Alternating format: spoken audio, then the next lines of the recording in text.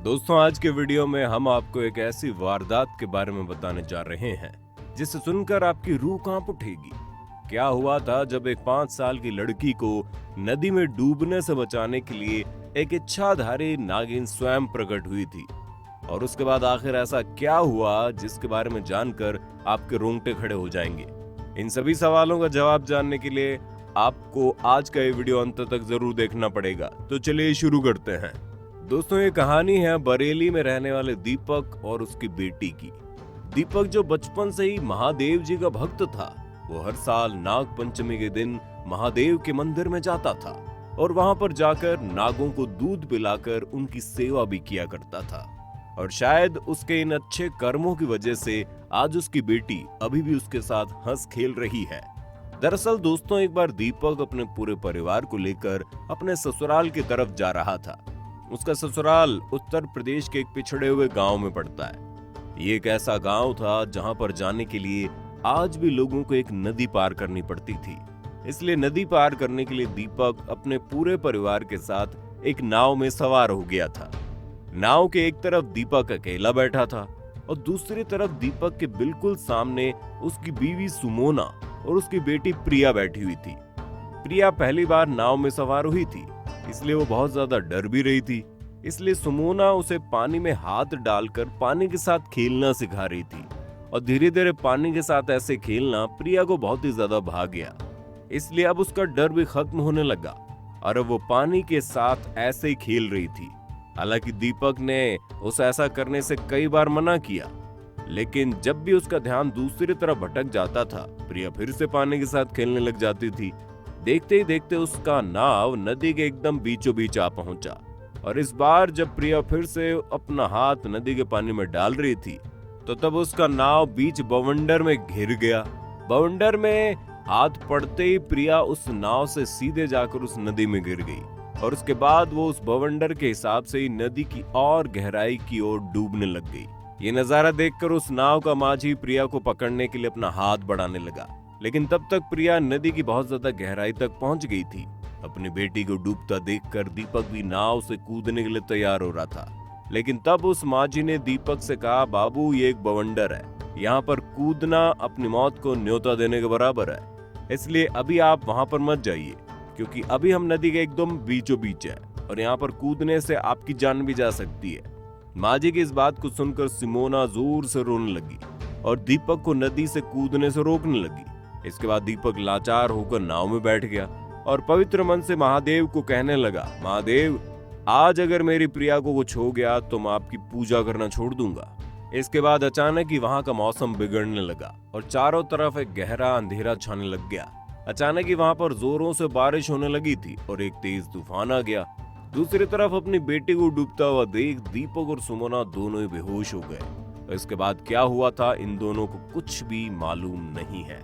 दीपक का ये कहना था कि जब मैं बेहोश हो गया था, तब मैंने अपने सपने में देखा है बहुत सी खूबसूरत लड़की अपने हाथों में मेरी बेटी को लेकर हमारी ही नाव की तरफ आ रही है, और उसने मेरी बेटी को मेरे पास रख कर फिर से नदी की गहराइयों की तरफ जा रही है। इसके कुछ देर बाद जब मैंने फिर से होश में आया, तो तब मैंने सबसे पहले अपने आसपास देखा और मैंने ये देखा मेरी बेटी सचमुच मेरे पास ही है। मेरे लिए हादसा कोई चमत्कार से कम नहीं था। इसके बाद जब मैंने माझी से पूछा मेरी बेटी यहाँ कैसे आ गई, तो तब माझी ने मुझसे ये कहा कि अचानक चारों तरफ इतना अंधेरा छा गया, मुझे ठीक से कुछ याद नहीं आ रहा और ना कुछ दिखा।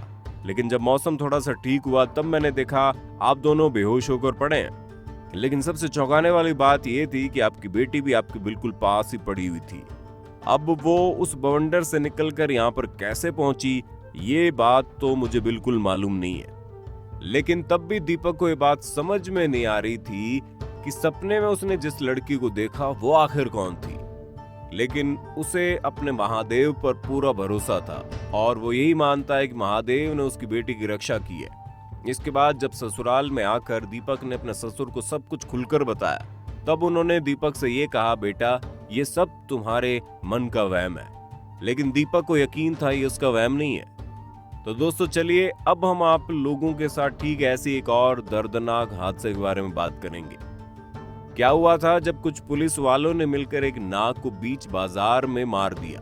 इसके बाद एक नागिन ने कैसे इन पुलिस वालों से अपना बदला लिया, दोस्तों, आप लोगों ने कई सारे बॉलीवुड मूवीज में ऐसा देखा ही होगा। नाग और नागिन अपना बदला 7 जन्मों तक नहीं भूलते और अपने दुश्मन से अपना बदला ठीक एक न एक दिन ले लेते हैं, और जब तक उनका बदला पूरा नहीं होता तब तक लोगों को चैन भी नहीं मिलता। हालांकि ये सब आपने अभी तक सिर्फ किस्से कहानियों में सुना होगा, लेकिन इस बार एक ऐसा ही हादसा वास्तव में होने वाला था। यह हादसा हुआ था अलीगढ़ से कुछ दूर स्थित एक छोटे से गांव में। इस गांव में जसवंत नाम का एक ट्रैफिक पुलिस रहता था। एक दिन जसवंत एक हाई रोड में अपनी ड्यूटी कर रहा था। उस पर रोड की ट्रैफिक को कंट्रोल करने की जिम्मेदारी थी, लेकिन जसवंत को इस बात का कोई अंदाजा भी नहीं था कुछ देर बाद उसके साथ क्या होने वाला है। ये एक ऐसा हादसा था जिसे जसवंत शायद अपनी जिंदगी में कभी नहीं भूल पाएगा। दोस्तों, दरअसल हुआ ये कि जसवंत जिस हाई रोड पर ड्यूटी करने के लिए तैनात था, वहाँ पास में एक जंगल भी पड़ता था। उस जंगल में एक नाग और नागिन रहते थे। वो दोनों उसी जंगल में रहते थे और कभी कभार उस जंगल से निकलकर बाहर भी आते थे। वहाँ के लोगों को इस बात के बारे में पता लगा, लेकिन जसवंत इस बात से पूरी तरह अनजान था। एक दिन वो नाग अचानक उस जंगल से बाहर आ गया था और एक ट्रैफिक पुलिस के जूते के पास आ पहुंचा था।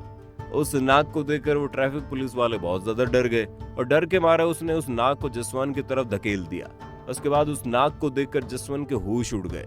डर के मारे उसने अपनी लाठी निकालकर उस नाग को पीटने लगा और पीटते ही पीटते उसने उस नाग की जान ले ली। वो नागिन दूर से ये सब कुछ देख रही थी और उस नाग को मरता हुआ देखकर वो नागिन रोड के एकदम बीचों बीच आ गई और गुस्से में आकर अपना फन फैलाने लगी। ये नजारा देखकर वहां के सभी पुलिस वाले बहुत ज्यादा डर गए और डर के मारे इधर उधर भागने लगे, लेकिन वो नागिन गुस्से में आकर इन सभी को एक एक करके पकड़ने लगी और उनकी जान लेने की कोशिश करने लगी। वो नागिन एक एक पुलिस वालों को पकड़कर उन्हें डसने लगी।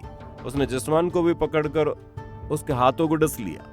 जब वो नागिन उन पुलिस वालों के ऊपर हमला कर रही थी, तब वो वहां पर सभी गांव वाले पहुंच गए और वो लोग उस नागिन के कहर से उन पुलिस वालों को बचाने की कोशिश भी कर रहे थे।